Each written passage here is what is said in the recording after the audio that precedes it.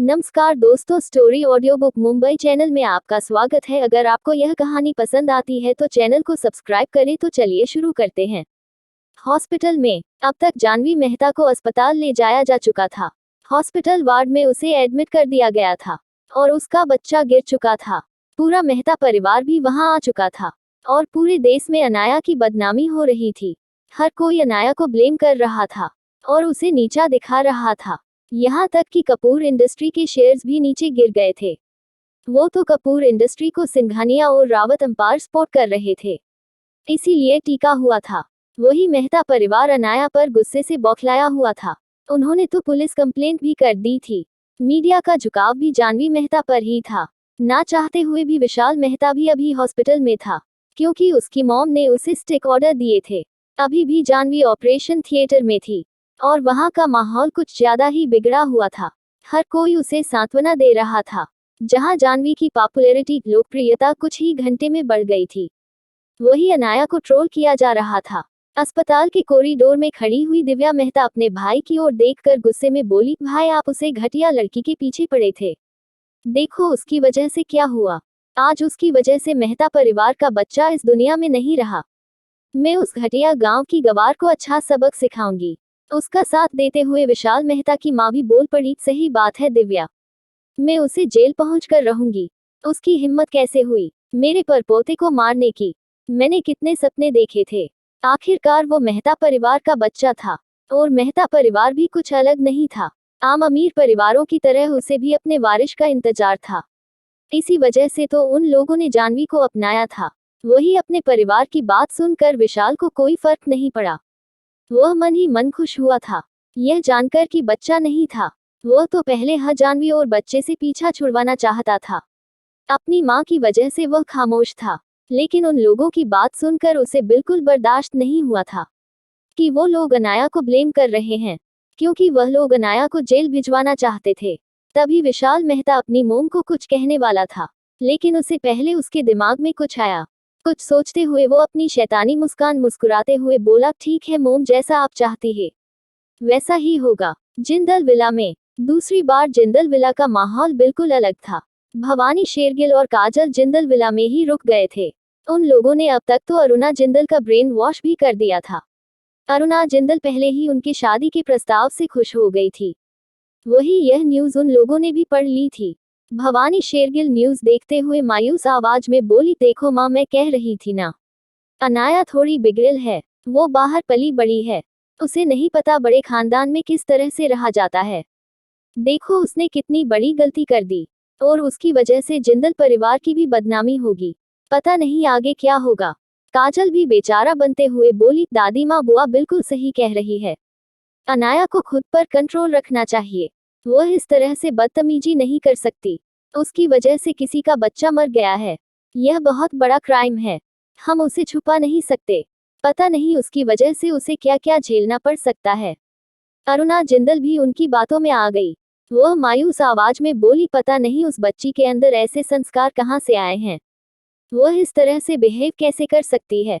वहीं दूर खड़ी हुई उनकी दोनों बहू यह सारा तमाशा देख रही थी। बड़ी बहू आरती जिंदल रोते हुए बोली, पता नहीं हमारी बच्ची का क्या होगा। अभी अभी वह घर वापस लौटी है और उस पर इतनी बड़ी मुसीबत आ गई। वह कितनी प्यारी है, मुझे नहीं लगता वह प्यारी सी बच्ची ऐसा कुछ कर सकती है। वही छोटी बहू साक्षी जिंदल, जो खुद एक जज थी, उन लोगों की बातें सुनते हुए बोली, हमारी प्रिंसेस ऐसा कुछ नहीं कर सकती और उसने कुछ नहीं किया।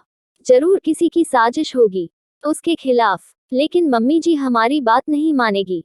वह तो इन लोगों की बातों में आ चुकी है। पता नहीं अगर मम्मी जी ने प्रिंसेस के साथ बदतमीजी की और अगर वह यहाँ से चली गई तो हम क्या करेंगे। यह सुनते ही वह दोनों ही चिंतित हो गई। वो लोग पहले ही जानते थे कि भवानी शेरगिल कोई दूध की धुली हुई नहीं है। वह कितनी चालक है वह हर कोई जानता था, लेकिन वह अरुणा जिंदल की वजह से वह उन्हें बर्दाश्त करते थे। लेकिन आज बात उनकी प्रिंसेस की थी, इसलिए वह दोनों एक दूसरे की ओर देखते हैं और दोनों ने ही फोन निकालकर यहाँ जो कुछ भी हो रहा था वह सब कुछ अपने पतियों को बता देती है। उसके साथ साथ यह सारी चीज उन लोगों ने हर्षद और आकाश को भी बता दिया। यह सब कुछ सुनकर वह दोनों तो बौखला से गए थे। आखिरकार इतने वक्त के बाद उन्हें प्रिंसेस मिली थी, और वह जानते थे कि यह मामला जितना सिंपल दिख रहा है उतना है नहीं। दूसरी बार हर कोई बस एक ही खोज कर रहा था कि आखिरकार अनाया कपूर गई कहाँ, क्योंकि उसे आखिरी बार कपूर इंडस्ट्री में देखा गया था। उसके बाद उसे किसी ने नहीं देखा। हर कोई बस अनाया को ही खोज रहा था। इस लिस्ट में जंदाल परिवार का भी नाम था। हर कोई जंदाल परिवार में से भी अनाया को खोज रहा था और उसे कांटेक्ट करने की कोशिश कर रहा था। इस वजह से हर कोई अपने अपने अनुमान लगा रहा था।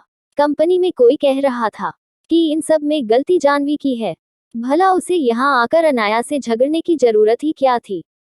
तो कोई कह रहा था इसमें सारी गलती अनाया कपूर की ही है, वह कितनी क्रूर है। देश में हर किसी के ओपिनियन अलग अलग थे, लेकिन ज्यादातर लोग जानवी मेहता के साइड ही थे। ऊपर से उसने कई सारे लोगों को पैसे देकर कमेंट करने को भी रखा था, जो अनाया की बुराई कर रहा था और उसको बेचारा दिख रहा था। जहां कोई अपना फायदा देख रहा था तो कोई अपनी मजबूरी खोज रहा था। हर किसी के अपने ओपिनियन थे। हर कोई बस अपना वक्त एक दूसरे की बुराई करने में बिता रहे थे। वही हर्षद की बुआ भवानी शेरगिल हर्षद की दादी अरुणा जिंदल के कान भरने के बाद काजल के साथ जिंदल विला से निकल गई। कार के अंदर बैठे हुए उन लोगों का बिहेव कभी अलग था। काजल गंभीर आवाज में बोली, आंटी क्या इस बार वह हमारे रास्ते से हट जाएगी? तो भवानी शेरगिल एक शैतानी मुस्कान के साथ बोली, बिल्कुल, इस बार का प्लान मेरा फुल प्रूफ है, इसमें कोई गड़बड़ी नहीं हो सकती है। यह सुनकर काजल थोड़ा गंभीर आवाज में बोली, आप कहना क्या चाहती है आंटी? क्या इन सब के पीछे आपका हाथ है? तो भवानी शेरगिल बाहर देखते हुए कुटीर मुस्कान देते हुए बोली, हाँ और ना भी, क्योंकि इस बार का मोहरा काफी स्ट्रांग है। जानवी मेहता पहले से ही उस अनाया से नफरत करती है, हम उसका अच्छा इस्तेमाल करेंगे। यह सुनकर काजल भी समझ गई कि कहीं ना कहीं इन सब में भवानी शेरगिल का भी हाथ है, और वह दिल ही दिल में खुश हो रही थी कि कम से कम इस बार वो रास्ते से हट जाएगी।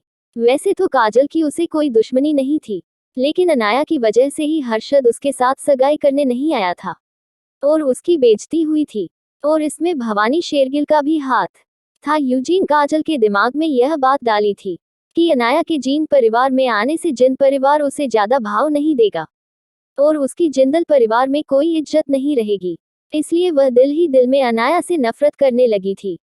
लेकिन वह यह नहीं जानती थी कि उसी की वजह से बिजलानी परिवार बर्बाद हो रहा है, और शायद उसे पता चलता तब तक तो बहुत देर हो जाती। क्या काजल बिजल परिवार की बर्बादी रोक पाएगी? और क्या अनाया जीन परिवार से होगी दूर? कहाँ है अनाया और कैसे निकलेगी वो इस मुसीबत से? अगर आपको अगला एपिसोड चाहिए तो लाइक करें, कमेंट करें और चैनल को सब्सक्राइब करें।